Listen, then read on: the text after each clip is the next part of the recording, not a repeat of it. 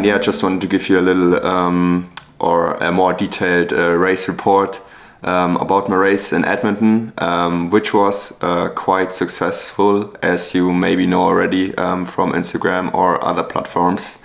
And yeah, but first of all, a big shout out to the PTO, the Professional Triathletes Organization, for just putting this all together, for getting like all the pros, the top 50 of the PTO ranking, and some wildcards to Edmonton, so we can all race there against each other, a world-class field.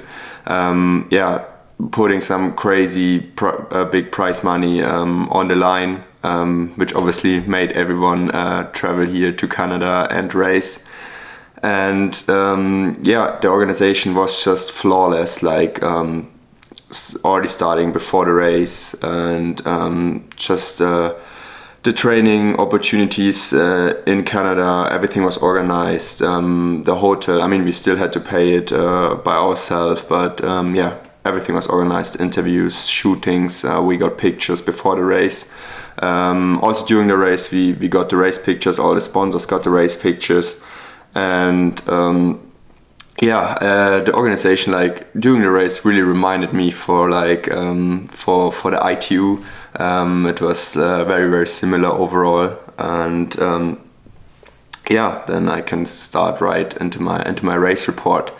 As you know, it was broadcasted on Eurosport, which is quite nice. Triathlon gets this platform, and then we got called out onto the pontoon. I had bib number 15, but the top 10 got called out last. They could already choose their place 2 days before the race, which means I already got called out quite early and had to wait a long time there on the pontoon. I decided to go to the left side because I knew that from the top 10, the fast swimmers, or most of the fast swimmers, are going to the left side. So I was hoping to catch the train and catch some fast legs there. And the water was 25 degrees, so it was a no wetsuit swim. And overall the lake, was pretty ugly, let's say. was pretty smelly, and it's not like how you would imagine a lake in Canada. I think it's fine. I know everyone has survived it. And it was a beach start. You could basically take 2 steps and then you could jump right into the water.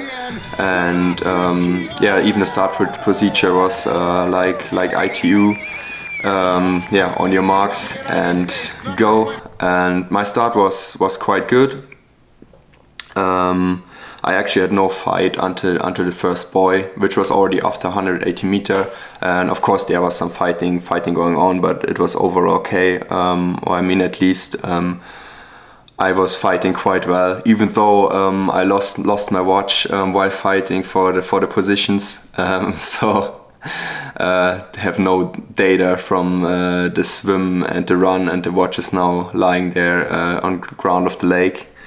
And I found myself in the chase pack, like after 300 to 400 meter, and it was actually right where I wanted to be, with some fast swimmers. Of course, the Uber swimmers were out front. I knew I couldn't swim with them, like Henry Schoeman, Aaron Royal, and Alistair Brownlee, and Sam Appleton was in our pack. It was Sam Laidlow and Kyle Smith in the front pack, and I was in the second pack. The pace was really high and was quite hard.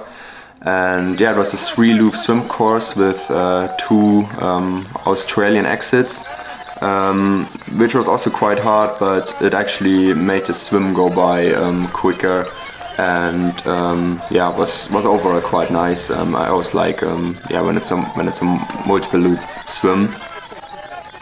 And in the end, the chase pack, and including myself, we exited the water about 1 minute 15 of the lead pack.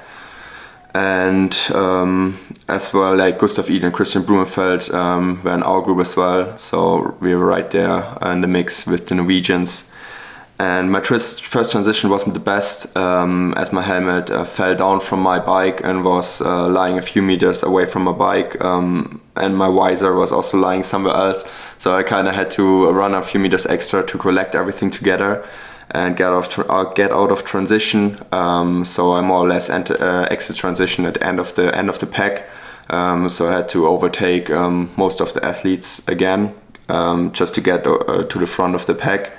And the bike course was 4 loops, pretty technical, not the best road surface, I have to say, or like, I mean, at least compared to German or European road surface.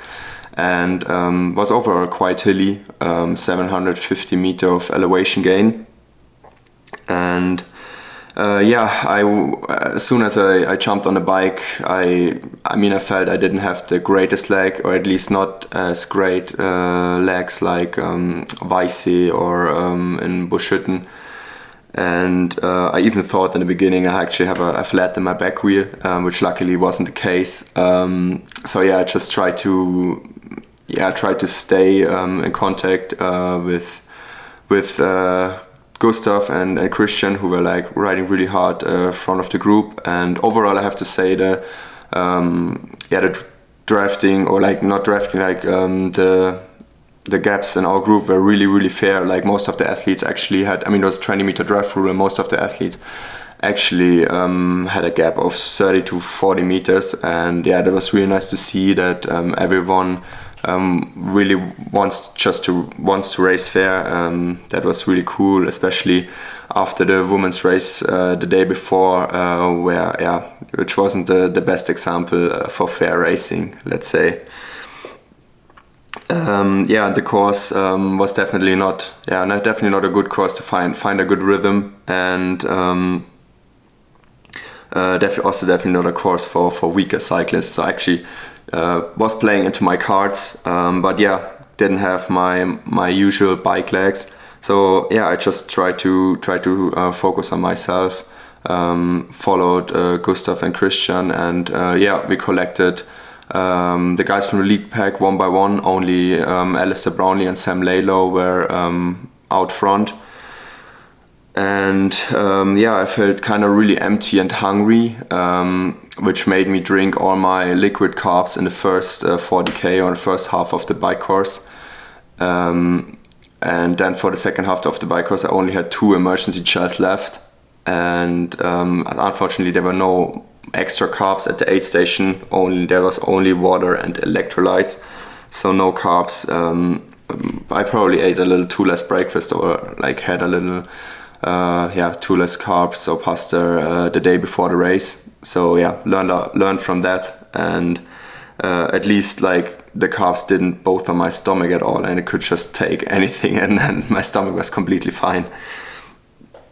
And in the last lap, I just kind of probably the carbs arrived. I woke up a little, but I just stayed there. Didn't want to take any risk. Just followed Gustav's attacks.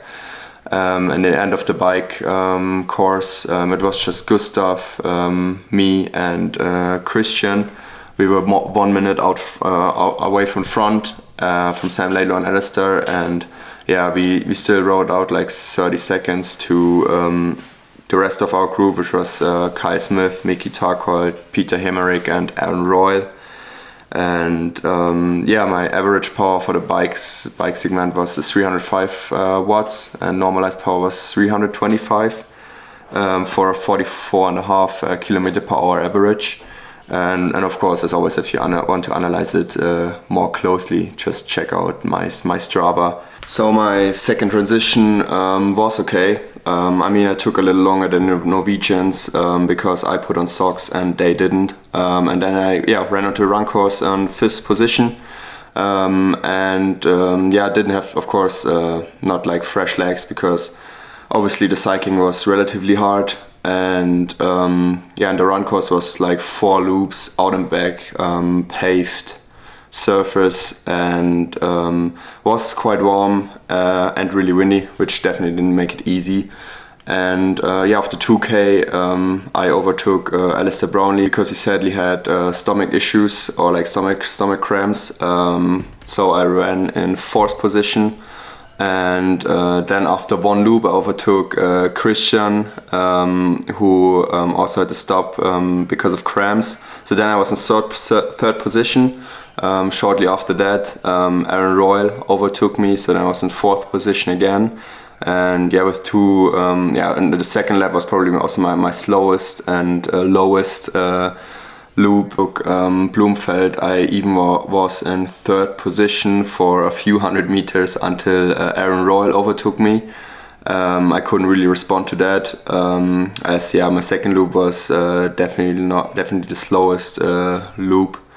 And yeah, 2K later, Christian overtook me again. And then I was in 5th position, and shortly after that Peter Hemerick also overtook me, and so then I was in 6th.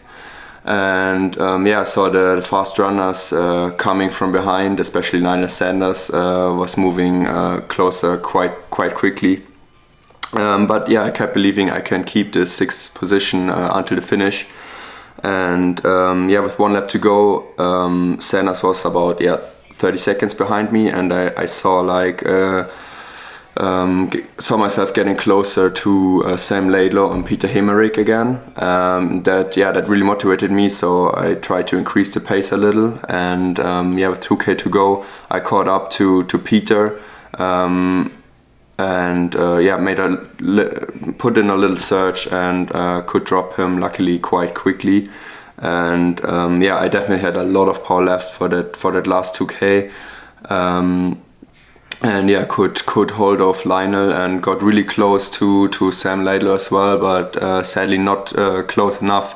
So then in the end, yeah, basically tried to enjoy the last 100 meter and yeah, celebrate my top 5 finish, my 5th place at the first PTO major in a world-class field. And yeah, I'm more than happy with that, and also won quite some prize money, which is of course quite nice.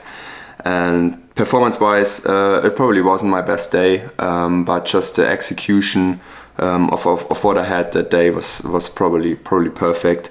And mentally, I just was always present in the race, reacted for the race dynamics happening around me. And but still stayed focused on my own performance as well. And yeah, that's a big part of the game, I guess. Like you don't need your best day to achieve great things, I think. And but the good thing is now I know there's still potential for me out there, and I am optimistic. I can actually fight for podium positions in the future. PTO majors or future world stage races. And yeah, after my performances now in Canada and in Vaisia, I'm obviously hoping for a captain's pick for the Collins Cup for Team Europe. And so cross your fingers and make Norman Stadler, the captain from Team Europe, some pressure that they should pick me if you guys want to see me race there. And yeah, and now thanks everyone for your support, and I hope you enjoyed my race report and the video. And of course, as always, don't forget to comment, like and subscribe. Bye guys.